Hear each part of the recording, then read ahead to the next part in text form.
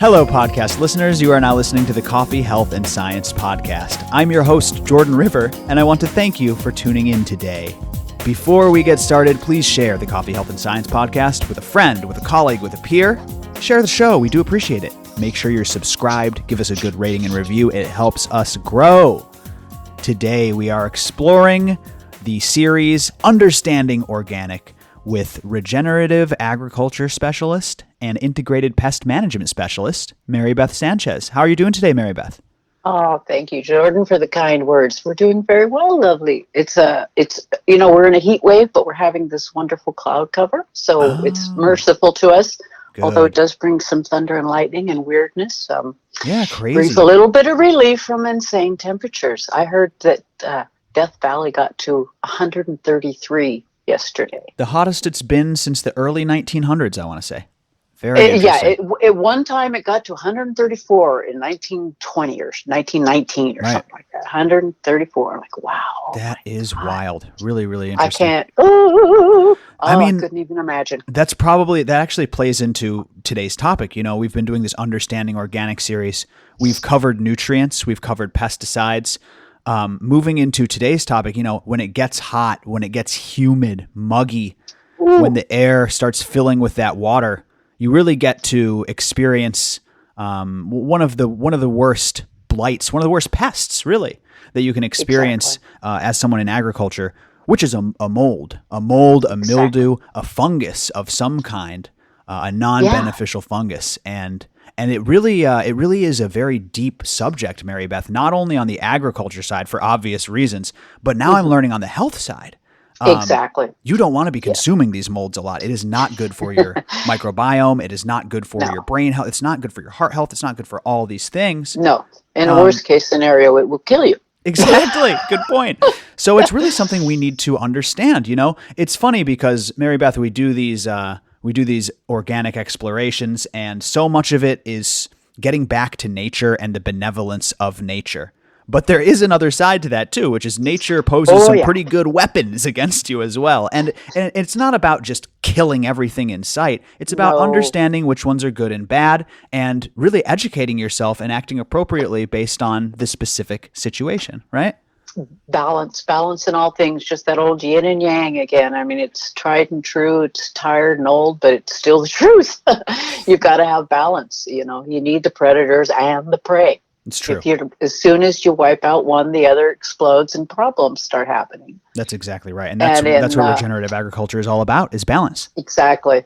There is a place for these molds. They, break down things that need to be broken down, but it's when you're exposed to too much of the spores over too long of a period of time, and particularly for immunocompromised people or animals, it can be really, really detrimental. But in normal situations, we don't get enough exposure to cause too much trouble. But suppose you're living in a house with terrible mold and you're a person who just happens to have early stage cancer or something, or who knows. The effect of the mycotoxins then can be very, very detrimental and really very noticeable. Really wild. So this is something we have to keep an eye on, and of course pops up on this show all the time. So I want to explore from the agricultural and coffee side this mold conversation. I want to touch on the health side a little bit, and then also talk about the popular conception and an interesting controversy that took place on the internet around this, and get your take on it, Marybeth. But cool. I think we should start at the beginning and talk about good fungi and bad fungi. Fungi and mold really affects coffee negatively, and it seems that it really stems from a fungus infection of one kind or another, leading to different issues like bacterial blight, rust. I'm sure rust is a very common on a lot of different plants. Right. Coffee berry disease, whatever it may be. Right. I would love for you to talk about the differences between good and bad fungi. And recently you spoke on how even the taxonomists, the people who are in charge of classifying all this stuff, they're recently saying that I shouldn't even be calling these negative fungi. Fungi has a whole new name. Talk on that for a second. They've decided that they're a whole different kingdom. They're not really in the fungi kingdom anymore. They're called oomycetes, and that's spelled with two O's in a row, Oomycetes. I think, umysets. So it's a whole new category. Yeah. And what they are is, what we used to call the bad guy fungi, the molds and the mildews and the things that have a lot of potential for creating mycotoxins that can create, things that are really bad. In coffee, there's two in particular that are problematic. It's kind of hard to pronounce their name. Ochratoxin, basically, and a flax toxin. Aflatoxin, I think. I want to hear that duck going, flax. Aflatoxin.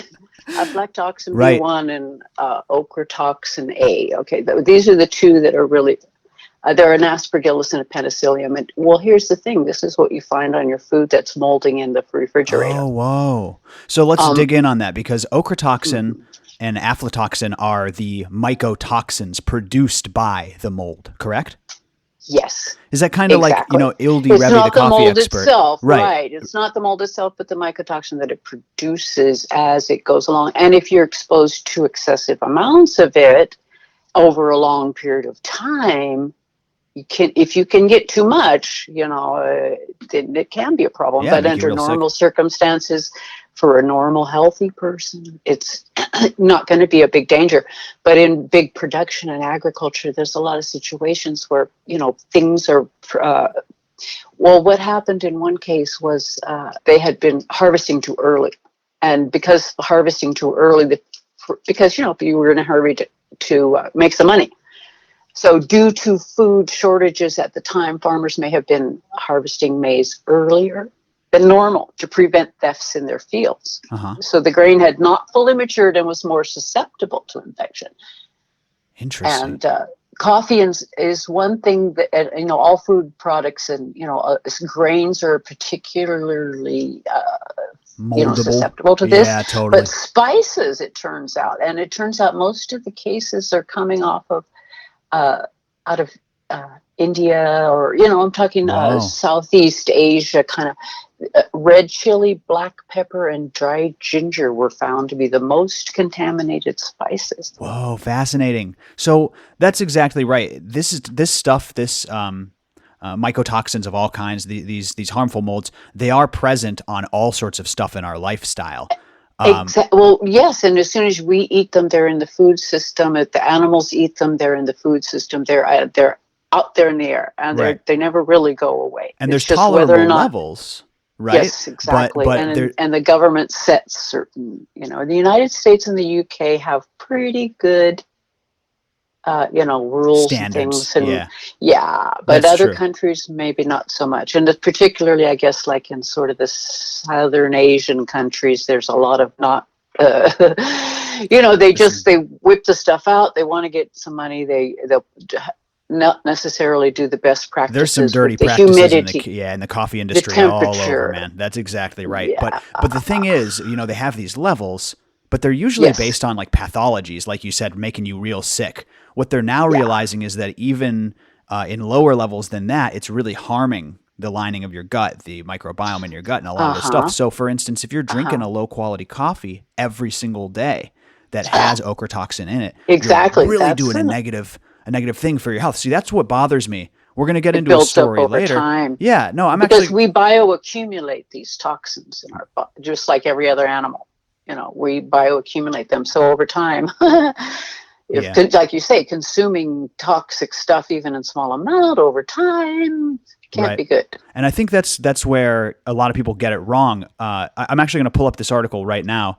And this is one we've talked about before with Ildi Revy. The title was Mycotoxins Myth, The Truth About Mold and Coffee. And it's an interesting article because he basically says that mycotoxins are real, they are in our food, they are dangerous. But his argument is, hey, it's also in peanut butter, it's also in everywhere. Bread. It's everywhere. It's ubiquitous. Which is true. Why blame the coffee if everything's given it to you? Well, but this is compromised people that are mostly going to get it, and that's true. That's true. But I would also say, wouldn't you also say, Marybeth, like who drinks 3 to 5 cups of peanut butter every single day? Coffee is really a bigger deal because people are consuming a lot of it.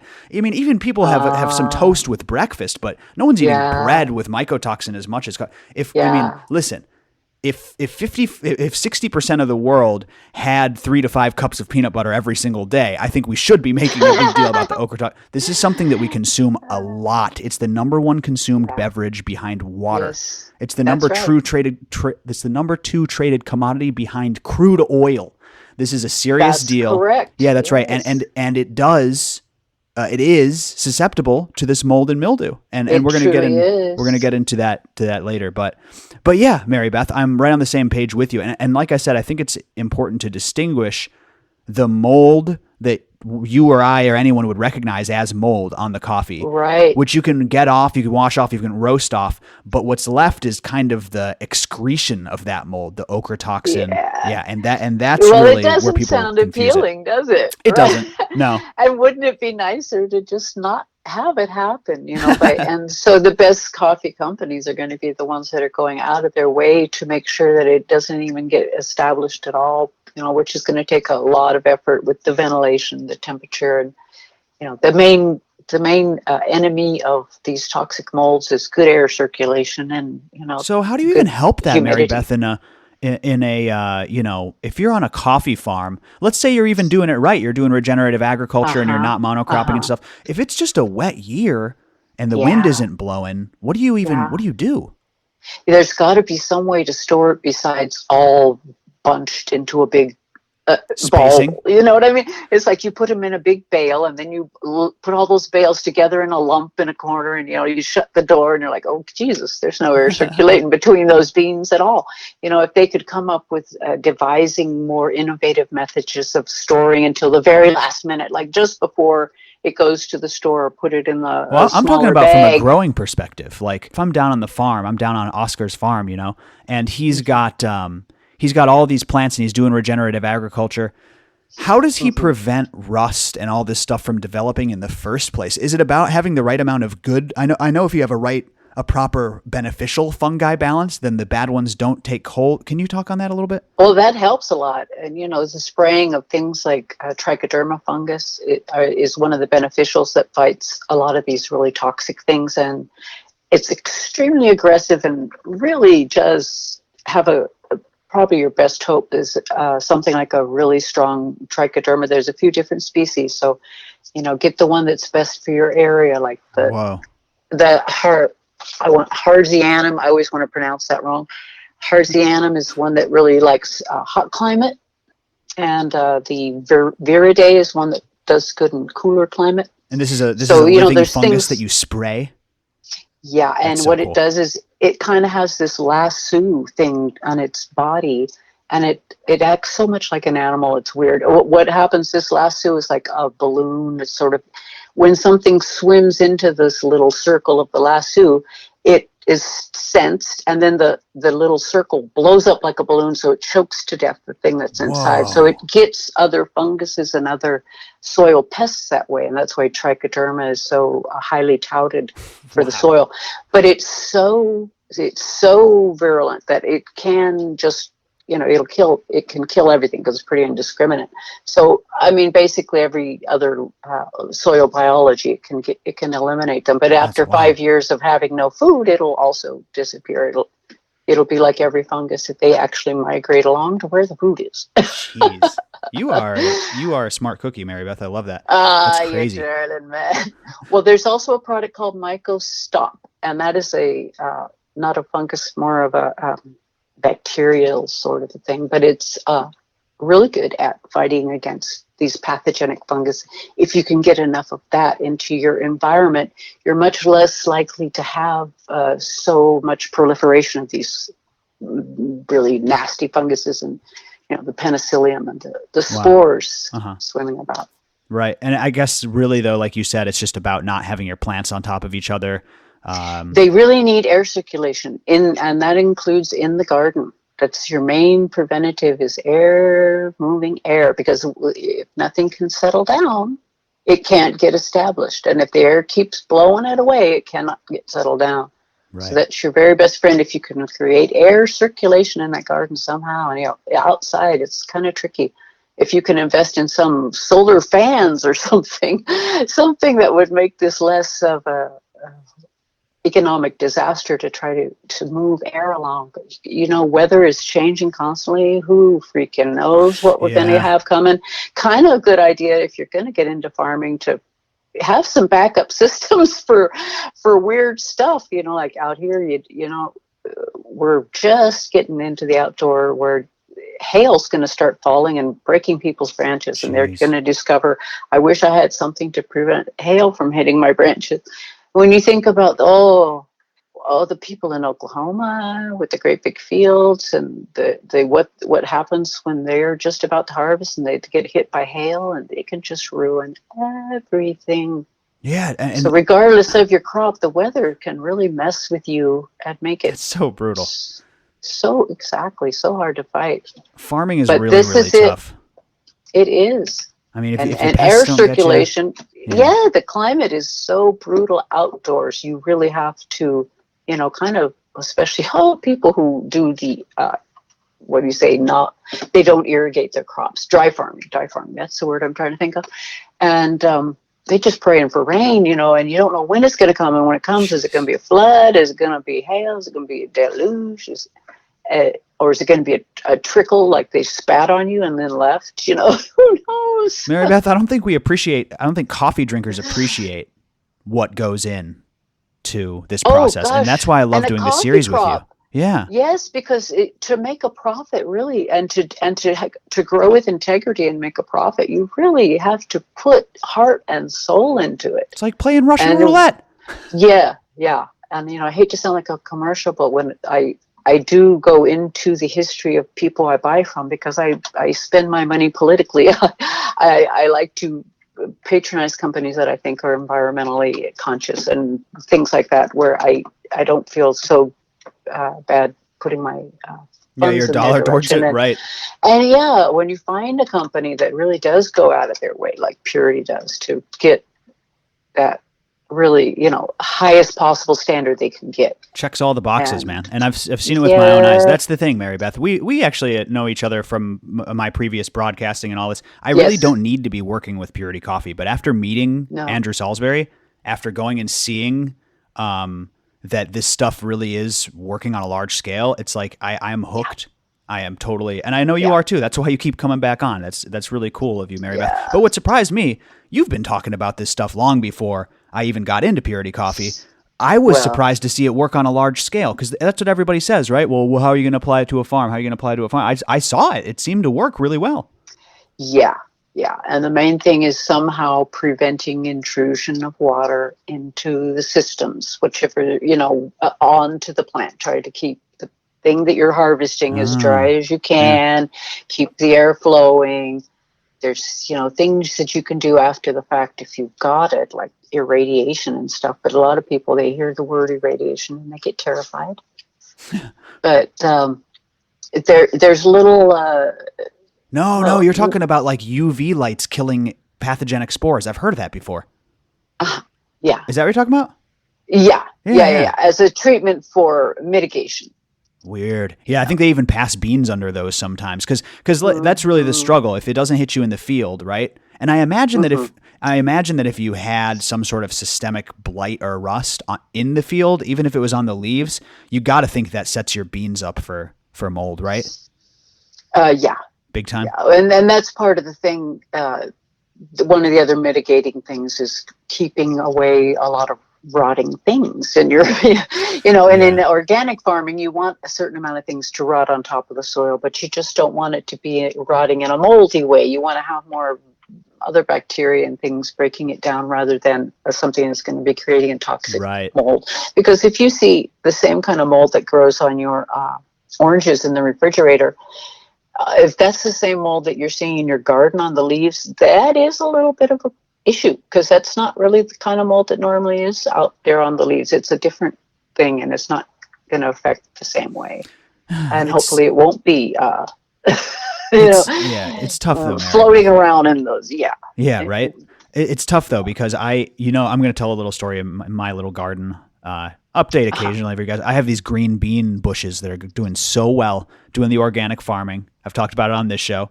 I added a product that people have been talking about. I think I've heard you mention. I added a bokashi product. It's like a natural soil amendment. Oh yeah. Yeah. Next thing I know, there's all this white cotton candy Looks growing on like my soil. mold. And I was like, oh my God, my soil's covered in mold. And then my regenerative farming kind of guru out here said, did you use bokashi?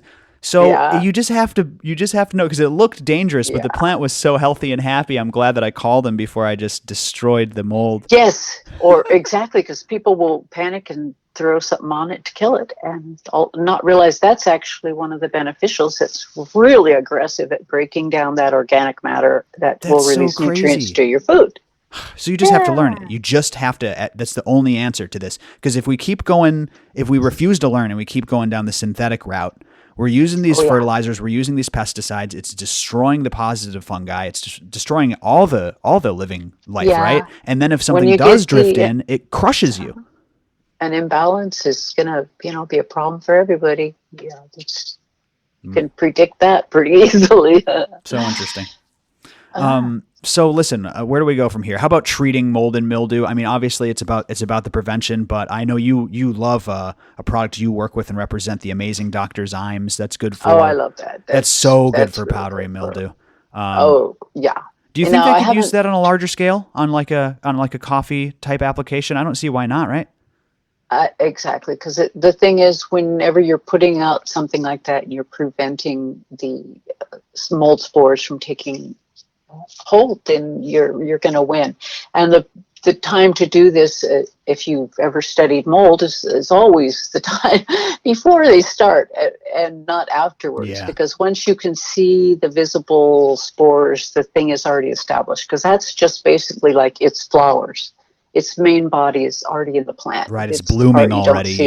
Good point. Yeah, it's gotten itself well established. But it is ubiquitous. But if you're the kind of person that's really sensitive, you're the one who's going to really know that you have to take extra precautions to stay away from this stuff. Let's hope that's not the case. But if somebody's got asthma or AIDS or something, you don't want them to be the one cleaning up the room. Yeah, that's a really good point. Yeah. And again, I don't know though. I think that this is a bigger check mark in our functional health than one might think. And I'm really excited to kind of dive into the subject more and more. And it's misunderstood, Marybeth. I want to run by you this story that I kind of teased earlier. It was kind of a controversy in the podcasting world, really. Yeah. So where do I begin here? It revolves around a health conscious coffee company. I'll just say it. Bulletproof Coffee. It's a very popular company. Okay. Let's run by a guy. Let's call him Dave, because that's his name. And Dave runs Bulletproof Coffee. He used to be a little more health oriented. I think they turned towards like keto a little bit. I'm not sure if they're organic anymore. Point is, a couple years ago, Dave puts out a kind of expose, like a study that says that mold is rampant in the coffee world, and that he tested a bunch of, and I'm going to defend him. Don't dig into him too hard. He tested a bunch of coffees, and mold and mycotoxin came up in a bunch of coffees. Well, in crappy coffee, yeah, but I don't think purity's in that list. That's definitely true. But there's kind of rhyme or reason to it. So that's the one end of the spectrum. Is Dave puts out a thing. He says it's rampant. Look how much it was testing. Come buy Bulletproof instead. Now, one of my idols, Joe Rogan, he's a podcaster, truth teller, big coffee guy. He takes a look at this and he goes, "Oh, interesting. I think he found it hard to believe or whatever." He decided to conduct his own test. He comes back with the complete other side of the spectrum. He said, "Well, I went out and tested a dozen or 100. We didn't find any. We didn't find any mold." And shortly after that, I think they even switched coffee sponsors. Like now Joe Rogan's a caveman coffee guy. So that may have even driven a wedge between those guys. I don't exactly know. I'm not speculating. I like both those guys. Whatever. My thing is, Joe Rogan's test seems very small sample size. And also, Marybeth, this is coming from two guys who aren't farmers. Coffee grounds are often imported green and then roasted stateside, stored for months, like I said. Really, if you want to do this, you could have picked during a dry year. Who knows what the weather was like during when those were picked. A lot of factors. Dave could have picked during a wet year. So interestingly enough, I had Ildi Revi on, and I kind of teased this story, didn't go into in depth like I just did now. But she said some interesting things. She said Yes, I've personally tested coffee from the market and found that it does contain ochratoxin. Mostly these are smaller companies. Sometimes they're even delicious coffees, well-roasted coffees, but they're kind of smaller. The large corporations, she said, often have like a cleaner, more locked down process. The larger companies also stand to lose more. If for some reason they get hammered, they're going to lose all this stuff. So they're much more strict on it. She said all of this stuff that interested me. But I wanted to ask you kind of from a farming perspective, because I found Joe Rogan's side to be very hard to believe because, again, like, when did you take these? What was the sample size? They probably send their best beans to America. We have very, very strict, right? It's not that there's no mold on the farms. That's kind of the idea that I didn't want people to walk away from, is that this is all a big myth, right? Right. I don't know. I don't want to cue you up. You tell me what you think. Everybody's got an issue. But the thing is, again, it's how much you're being exposed to over time. Sure. So I would be really surprised to find zero. You know, I could see finding very little or less, but to find zero kind of makes me a little bit suspect. So we're figuring he didn't go just to the really super high quality in coffee. I think he went, if he was doing any kind of reasonable test, would go to the average coffee company, which probably would have a little more than zero in the food chain, because it's well known to be in the food chain, particularly in, you know, crops that are stored in places like that, lands that get the perfect climatic conditions, you know, occasional flooding, the surprise rains, deluges. That's what I'm saying. Yeah. Or how about a drought? You're not going to run in, if you have a very dry year, you're not going to run into those mold problems necessarily, but you're going to have all these other problems. And then if you test that batch, it's like, oh, it's mold-free coffee. But again, it's really dictated by climate. It is also dictated by how they handle the beans, kind of like what you were saying and what Ildi was saying, right? The very strict protocols aren't going to have it develop on the green beans. The more lax, smaller time craft type people might a little bit. So it's just interesting. And then, was he testing it before or after it was roasted, or did it specify? Because, you know, after roasting, it can kill most of it. Right. And the mycotoxins often survive. But yeah, I don't know if they were testing. I believe it was a test for mycotoxins on roasted coffee. I please forgive me if I'm wrong. But I felt that it was just coming from two guys who, much like me, don't understand the full intricacies of big agriculture. Right. And like, we're speculating on something that really the farmers and roasters experience every day. And they're the ones who understand this stuff. And people like you are the ones who understand this stuff. So it's like, it's hard as the consumer to know what's BS and what's the truth. And I'm starting to think that this mold and mycotoxin argument is a bigger deal than I once thought. Yeah. Well, you know, the thing to do is to avoid it in the first place. So do those best practices to avoid it in the first place. But if it is there, you can comfort yourself by knowing that there's a book called Coffee Physiology. In other words, it's coffee with those two little dots and physiology. That's a book title. And they showed that the ochratoxin was 80 to 90% degraded during roasting, and that the aflatoxin was not found at all after being roasted at 220. Is that true? Centigrade, okay. 425 Fahrenheit. So yeah, so that may be that he was looking for aflatoxin after roasting. He wouldn't find it.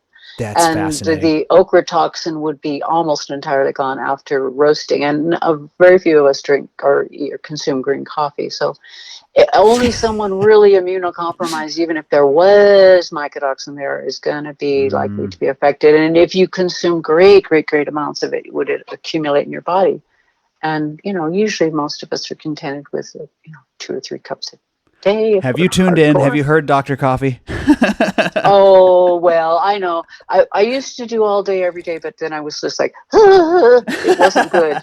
And it wasn't. I can't do all day, every day either. I'm the purity same way. Coffee. That's it was true coffee too. shop coffee, and oh my gosh, I would drink like 2 pots of it a day by myself, And that was like, I started getting ulcers on my stomach, so I had to give it up for a while. And after a certain time, my stomach healed, and I went back to like just drinking small amounts of coffee.